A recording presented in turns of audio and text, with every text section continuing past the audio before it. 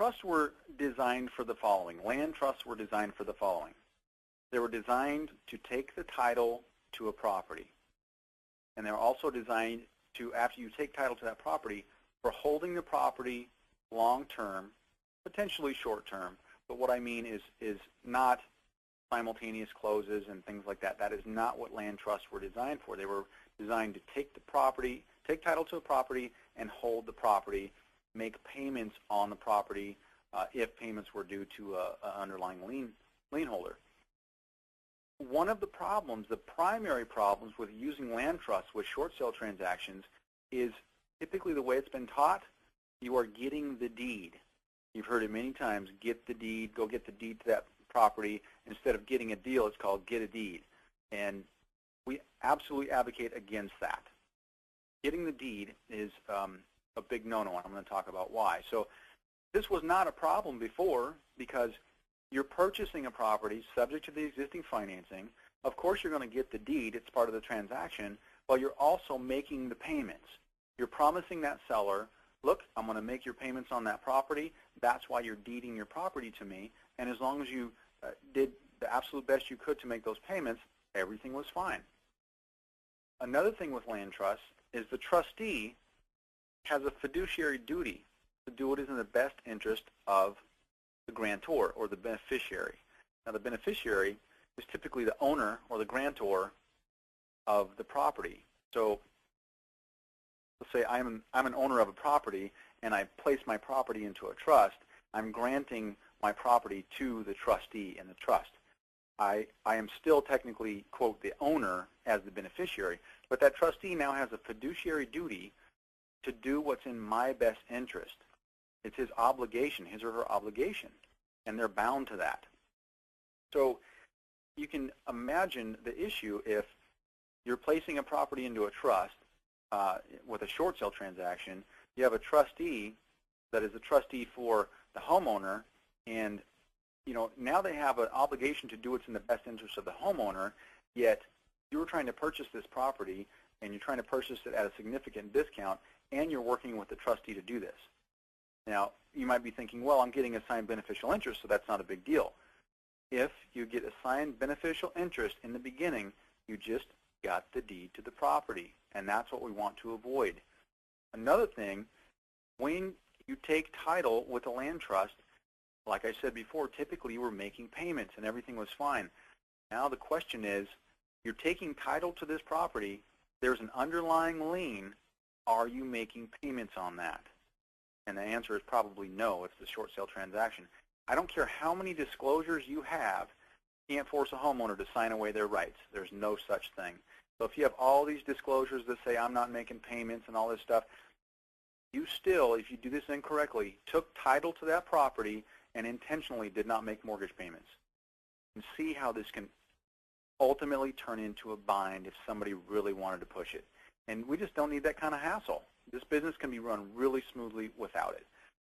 So what happened with these land trusts is you had, these foreclosure investors that started investing in the foreclosure markets and started doing lots of business, and somehow they came across using the land trust because they were probably using them before with their typical transactions, and they just continued to use them. I think it happened mistakenly where they started just converting their current deals over into short sale deals, and that's why the land trust just kept being used to do short sales with.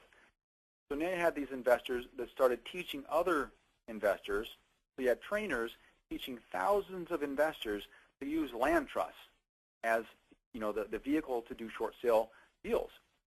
And then all of a sudden you have all these people out there that are getting the deeds to properties, not making the payments, and it starts to become more of an issue. It gets bigger and bigger and bigger because it's going on more and more and more. Title companies are seeing it. Illegal people are seeing it. And the next thing you know, there's an issue.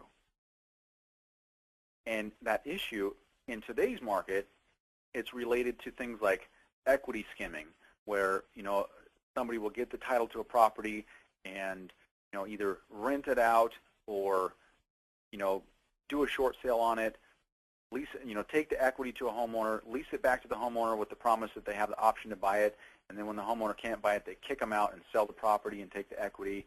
So many things going on out there that are related to this land trust that now that it's related with equity skimming, it's related with people getting the deed to the property, tying it up so the homeowner can't do anything, and then the house goes to foreclosure anyway. So it's being related to that. What I'm getting at here, the big thing is taking the title to a property is a no-no. Do not do it. I highly recommend you do not do it. So because all this was happening, like I said, authorities and title companies started noticing this land trust, and they started looking into it, and they started seeing this land trust is associated with all these foreclosure scam artists out there. And absolutely, there were people out there using land trusts incorrectly, whether they knew it or not, and creating an issue for everybody. And that's the mess that we're sitting on top of today. So many people were taught incorrectly how to use the land trust with short sale deals, which it shouldn't have been used with in the first place, that now we're on top of the problem where title companies will not even deal with land trusts. And attorneys that see the word land trust automatically think there's something illegal going on. Nobody wants any part of that. Nobody wants any part of that. Like I said earlier, this business can run smooth and very effectively without running into legal issues and being dubbed as doing something wrong.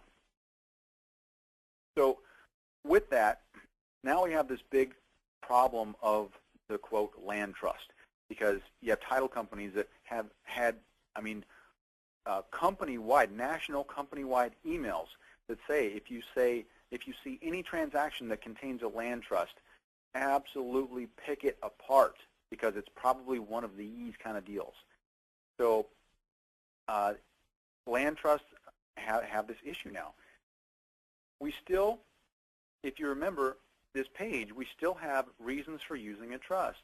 We still need the things that a trust provides. We need the privacy, we need the control, we need to take care of the seasoning, and there's potentially, even with our short sale deals, we might have a need for alternative financing because we might want to short sale a second mortgage and make up the back payments on a first and reinstate the loan and just take over the property subject to the existing financing. So we still want that alternative. We also want to keep the ability to assign interest to other parties, and we also need the capability to continue to close transactions if we want to do that. So in that, we need a solution that prevents you from getting the deed. We don't want to fall into that category of the investor that's getting the deed. You don't want title until closing. There's no reason for you to take title to a property until you're ready to close. We need a solution that still gives us all of the control that a trust does, and we also need a solution that doesn't have the stigma of a land trust. Herein lies something that I'm very excited about, which is the Revocable Living Trust. Now these have been around forever. This specific one that I'm going to talk about was created by myself and my attorneys for my market several years ago. I was so prevalent in the short sale industry and had been doing it for years, I saw the writing on the wall. I knew that there was an issue coming with the land trust because it was being exploited and there were so many people being taught the wrong way to use it. So we opted to find a different solution, and that's where we developed a Revocable Living Trust. It's been revised several times, and once again, just recently. I'm really happy with the revision, and I'll talk about it.